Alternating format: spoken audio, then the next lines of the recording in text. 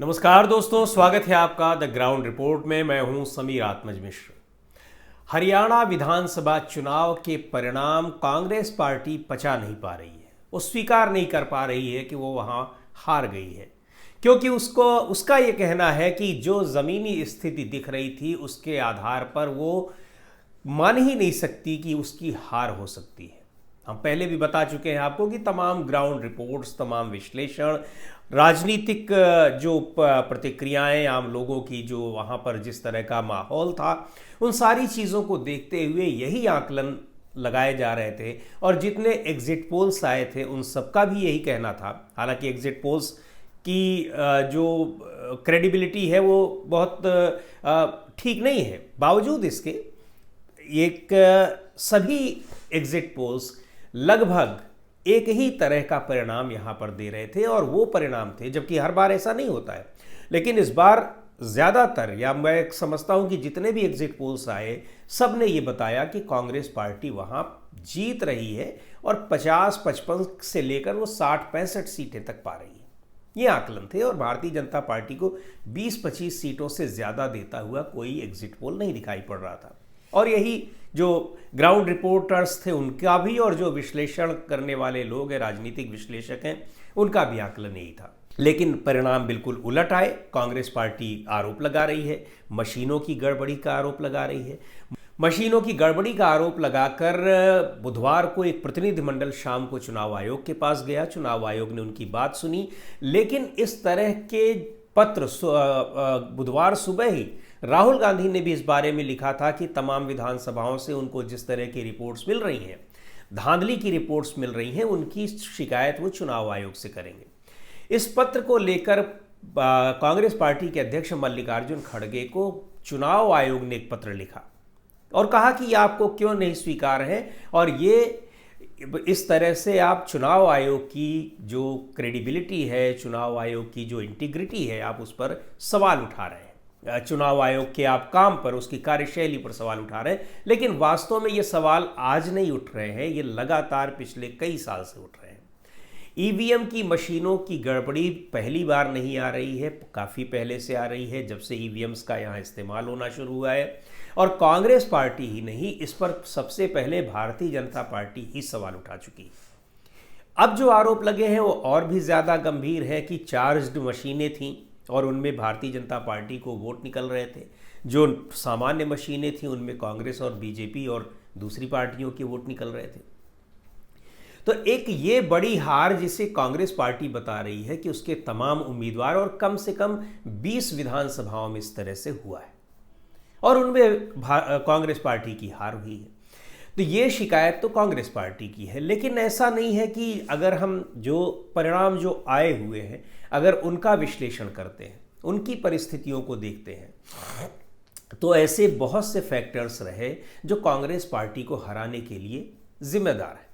सबसे बड़ी बात तो ये कि अगर देखा जाए तो कई सीटों पर, 1 दर्जन से ज़्यादा सीटें, लगभग 20 सीटें ऐसी हैं, 20 सीटों पर जैसे कांग्रेस पार्टी धांधली के आरोप लगा रही है, उसी तरह से करीब 20 सीटें ऐसी हैं जहां कांग्रेस के जो बागी उम्मीदवार हैं, या कुछ जिन्होंने निर्दलीय उम्मीदवार के तौर पर चुनाव लड़ा, या फिर कुछ दूसरी पार्टियों के दूसरे निर्दलीय उम्मीदवार, या फिर जो बहुजन समाज पार्टी के कुछ उम्मीदवार, तो कई ऐसी सीटों पर इनके वोट और कांग्रेस पार्टी के जो उम्मीदवार हारे हैं उनके वोट में बहुत ज़्यादा अंतर है। यानी इन लोगों ने, कांग्रेस पार्टी के बागी उम्मीदवारों ने जितने वोट पाए उससे कई गुना, अगर वो वोट मिल गए होते तो उन कांग्रेस पार्टी का उम्मीदवार न सिर्फ जीता, उसके जीत का अंतर बहुत बढ़ जाता। यानी इन लोगों ने उसको हराने में बड़ी भूमिका निभाई। तो सवाल ये उठ रहा है कि कांग्रेस पार्टी के पास अगर इतने मजबूत कैंडिडेट थे, तो उन कैंडिडेट्स को इग्नोर करके ऐसे लोगों को चुनाव लड़ाना जो कि तीसरे चौथे नंबर पर चले गए हों, और जो बागी उम्मीदवार हैं वो दूसरे नंबर पर आ गए हों और इतना ज़्यादा वोट लेकर आ गए हों, ऐसी कई सीटें हैं। तो ये इस चीज़ों को कांग्रेस पार्टी क्यों नहीं भांप पाई? वहाँ कौन जिम्मेदार है? टिकट किसने बांटा? ये सारी चीज़ें कौन देखेगा? आप मशीन को तो दोष देंगे, लेकिन इसको कौन देगा?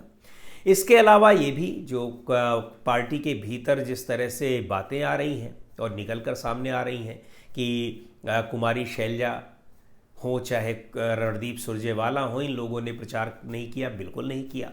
आखिरी दौर में जब राहुल गांधी सक्रिय हुए हैं तब जाकर ये लोग आए हैं।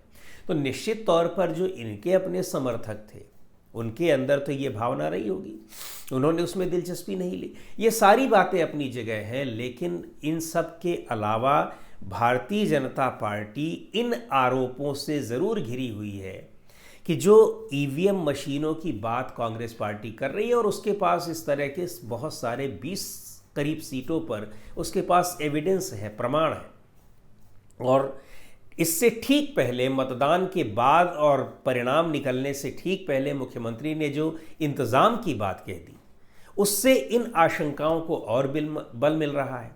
मुख्यमंत्री नायब सिंह सैनी ने कह दिया कि हम जीत रहे हैं, हमने सारा इंतज़ाम कर लिया है। ये कौन सा इंतज़ाम था? क्या ये यही इंतज़ाम था जो चार्ज्ड मशीनें रखी हुई थी, या फिर कुछ और था? चुनाव आयोग इसका जवाब देगा, क्या जवाब देता है देखने वाली बात है। लेकिन कांग्रेस पार्टी, चाहे कांग्रेस पार्टी नहीं, इंडिया गठबंधन के दूसरे दल भी ईवीएम को लेकर लगातार सवाल उठाते रहे हैं। अखिलेश यादव ने पार्लियामेंट के भीतर कहा था कि हम हारने पर भी सवाल उठाएंगे क्योंकि हम ईवीएम पर भरोसा नहीं कर रहे हैं। उत्तर प्रदेश में इस बार लोकसभा चुनाव हम भले जीते हैं, लेकिन अगर हम 80 सीटें भी जीत जाते तब भी हमको ईवीएम पर भरोसा नहीं था। तो ये बड़ी बात है। तो ईवीएम पर भरोसा अगर इंडिया गठबंधन के दल नहीं कर रहे हैं, लेकिन जब वो हारते हैं तभी इस पर सवाल उठाते हैं, तो निश्चित तौर पर ये सवाल उन पर भी उठेगा और लगातार उठ भी रहा है कि आप जीत जाते हैं तो ठीक है। लेकिन यहाँ हरियाणा वाले मामले में कांग्रेस नेता पवन खेड़ा ने बहुत स्पष्ट रूप से कहा कि हम जब शुरुआती रुझान में जीत रहे थे, यानी उस समय 10-12 सीटें दिखाई जा रही थी भारतीय जनता पार्टी की, कांग्रेस की 70 सीटें दिखाई जा रही थी, तभी हमने इस सवाल को उठाया, चुनाव आयोग के पास शिकायत भेजी। यानी वो गड़बड़ियाँ शुरू से दिखने लगी थी और हमने तुरंत उसके खिलाफ आवाज़ उठाई।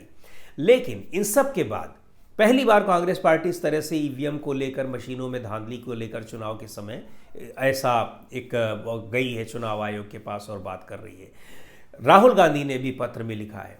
लेकिन एक विपक्षी गठबंधन है, विपक्षी पार्टी है आपकी और आपका गठबंधन है, केवल चुनाव के टाइम जब आप हार जाएंगे या जिन सीटों पर आप हार रहे होंगे वहाँ ये सवाल उठाएंगे, तब आप पर भरोसा नहीं कोई करेगा। सुप्रीम कोर्ट ने भी इस पर एक तरीके से अंतरिम आदेश में इस ईवीएम मशीनों को क्लीन चिट दे दी है, लेकिन नए सिरे से वहाँ जाना पड़ेगा और इसके खिलाफ आपको एक सड़कों पर उतरना पड़ेगा, जन आंदोलन करना पड़ेगा।